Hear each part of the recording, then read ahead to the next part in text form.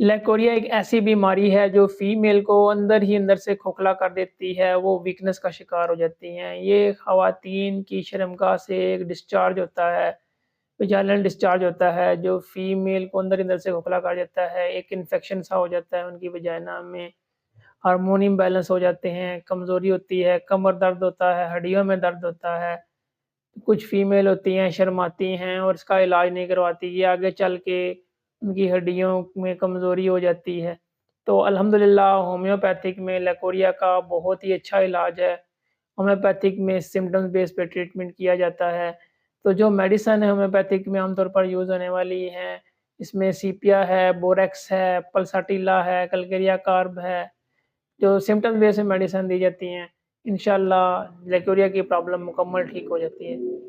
अगर आप लैकोरिया की मरीज़ा हैं, तो अल्हम्दुलिल्लाह होम्योपैथिक में इसका मुकम्मल ट्रीटमेंट है।